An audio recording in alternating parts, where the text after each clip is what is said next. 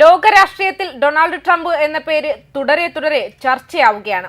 ട്രംപിന്റെ ആശയപരമായ നിലപാടുകൾ കൊണ്ടല്ല, മറിച്ച് തികച്ചും പ്രായോഗികമായ രാഷ്ട്രീയ നീക്കങ്ങൾ കൊണ്ടാണെന്ന് തുറന്നടിച്ചിരിക്കുകയാണ് റഷ്യ ടുഡേ ലേഖകൻ ഗ്രഹാം റൈസ്. യുക്രൈൻ സമാധാന പദ്ധതിയുടെ അന്തിമ ഫലം എന്തുതന്നെയായാലും കഴിഞ്ഞ ഒരാഴ്ചയ്ക്കുള്ളിൽ ട്രംപ് നേടിയെടുത്തത് നിർണായകമായ ചില രാഷ്ട്രീയ വിജയങ്ങളാണ്.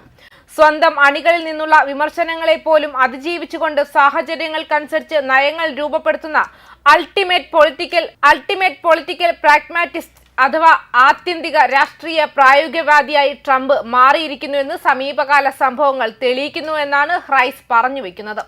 കഴിഞ്ഞ ജനുവരിയിൽ അധികാരമേറ്റ ശേഷം ഗാസയിലെയും യുക്രൈനിലെയും യുദ്ധങ്ങൾ അവസാനിപ്പിക്കുമെന്ന വാഗ്ദാനം പാലിക്കാൻ വൈകിയതിൽ ട്രംപിന്റെ സ്വന്തം അനുയായികളിൽ നിന്ന് പോലും വലിയ അതൃപ്തി ഉയർന്നിരുന്നു.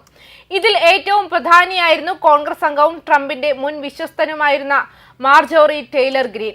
ജെഫ്രി എപ്സ്റ്റീനുമായുള്ള ട്രംപിന്റെ സൗഹൃദത്തെയും എപ്സ്റ്റീൻ കേസിലെ നിർണായക രേഖകൾ പുറത്തുവിടാത്തതിനെയും അവർ രൂക്ഷമായി വിമർശിച്ചിരുന്നു. ഈ ആഭ്യന്തര രാഷ്ട്രീയ സമ്മർദ്ദമാണ് വിദേശ നയങ്ങളിൽ അതിവേഗ ഇടപെടലുകൾ നടത്താൻ ട്രംപിനെ പ്രേരിപ്പിച്ചത്. തന്റെ ആഭ്യന്തര അജണ്ടയും വിദേശ നയവും പരസ്പരം ബന്ധപ്പെട്ടതാണെന്ന് തിരിച്ചറിഞ്ഞ ട്രംപ് ഗാസയിൽ ഒരു താൽക്കാലിക സമാധാന കരാർ സാധ്യമാക്കി. ഇത് ഇസ്രായേലിനെയോ പാലസ്തീനെയോ പൂർണ്ണമായും തൃപ്തിപ്പെടുത്തിയില്ലെങ്കിലും അറബ് രാജ്യങ്ങൾക്കും റഷ്യയ്ക്കും ചൈനയ്ക്കും ഐക്യരാഷ്ട്രസഭയ്ക്കും സ്വീകാര്യമായിരുന്നു. ബൈഡൻ ഭരണകൂടത്തിന് ചിന്തിക്കാൻ പോലും സാധിക്കാത്ത ഒരു ഒത്തുതീർപ്പായിരുന്നു ഇത്. യുക്രൈൻ യുദ്ധത്തിന്റെ കാര്യത്തിലും ട്രംപ് സ്വീകരിച്ചത് തികച്ചും പ്രായോഗികമായ സമീപനമാണ്.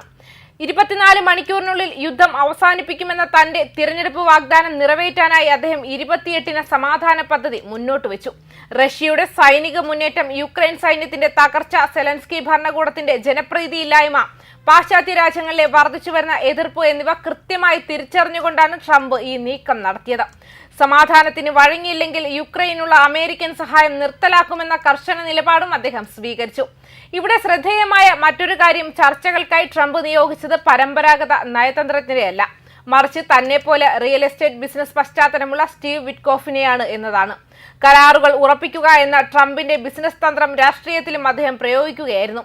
ട്രംപിന്റെ പ്രായോഗിക ബുദ്ധിയുടെ ഏറ്റവും വലിയ ഉദാഹരണമാണ് ന്യൂയോർക്ക് മേയർ സോഹ്റാൻ മംദാനിയുമായുള്ള അപ്രതീക്ഷിത കൂട്ടുകെട്ട്. തിരഞ്ഞെടുപ്പ് പ്രചാരണ വേളയിൽ മംദാനിയെ കമ്മ്യൂണിസ്റ്റ് ഭ്രാന്തൻ എന്ന് വിളിച്ചാക്ഷേപിച്ച ട്രംപ് മംദാനി വിജയിച്ചപ്പോൾ അദ്ദേഹത്തെ വൈറ്റ് ഹൌസിലേക്ക് ക്ഷണിച്ച് ഊഷ്മളമായി സ്വീകരിച്ചു. ന്യൂയോർക്കിലെ വരാനിരിക്കുന്ന തിരഞ്ഞെടുപ്പുകളിൽ സാധാരണക്കാരുടെ വോട്ട് നേടാനും വിജയിക്കാനും മംദാനിയുമായുള്ള ഈ സഹകരണം സഹായിക്കുമെന്ന് ട്രംപ് കരുതുന്നുണ്ട്. താൻ എതിർത്ത ഒരാളെ പോലും ഭാവിയിലെ ലാഭം മുൻകൂട്ടി കണ്ട് കൂടെ നിർത്താനുള്ള ട്രംപിന്റെ കഴിവാണ് കാണിക്കുന്നത്. ട്രംപിന്റെ ഈ തന്ത്രപരമായ നീക്കങ്ങൾ അദ്ദേഹത്തിന്റെ പ്രധാന വിമർശകനായ മാർജോറി ടെയ്ലർ ഗ്രീനിനെ നിശബ്ദയാക്കി. എപ്സ്റ്റീൻ രേഖകൾ പുറത്തുവിടാൻ ട്രംപ് സമ്മതിച്ചതും യുദ്ധങ്ങൾ അവസാനിപ്പിക്കാൻ നടപടിയെടുത്തതും ഗ്രീനിന്റെ വാദങ്ങളുടെ മുനയൊടിച്ചു. ഒടുവിൽ ട്രംപ് മംദാനിയെ സ്വീകരിച്ച അതേ ആഴ്ചയിൽ തന്നെ ഗ്രീൻ കോൺഗ്രസിൽ നിന്നും രാജിവെക്കുന്നതായും രാഷ്ട്രീയം വിടുന്നതായും പ്രഖ്യാപിച്ചു. ഒരേ സമയം അന്താരാഷ്ട്ര തലത്തിൽ സമാധാന ചർച്ചകൾക്ക് തുടക്കമിടാനും ആഭ്യന്തര വിമർശകരെ രാഷ്ട്രീയത്തിൽ നിന്നും പുറത്താക്കാനും എതിർചേരിയിലുള്ള ന്യൂയോർക്ക് മേയറുമായി സഖ്യമുണ്ടാക്കാനും ട്രംപിന് സാധിച്ചു. പ്രത്യയശാസ്ത്രങ്ങളെക്കാൾ ഉപരിയായി സാഹചര്യങ്ങൾക്കനുസരിച്ച് നേട്ടമുണ്ടാക്കുന്ന തന്ത്രങ്ങളാണ് രാഷ്ട്രീയത്തിൽ വിജയിക്കുകയെന്ന് ഡൊണാൾഡ് ട്രംപ് വീണ്ടും തെളിയിച്ചിരിക്കുകയാണ്. ഒരു പൊളിറ്റിക്കൽ പ്രോഗ്മാറ്റിസ്റ്റ് എന്ന നിലയിലുള്ള ട്രംപിന്റെ ഈ വിജയം ആധുനിക രാഷ്ട്രീയ ചരിത്രത്തിലെ ശ്രദ്ധേയമായ അധ്യായമായാണ് റൈസ് വിലയിരുത്തുന്നത്. ന്യൂസ് ഡെസ്ക് കർമ്മ ന്യൂസ്.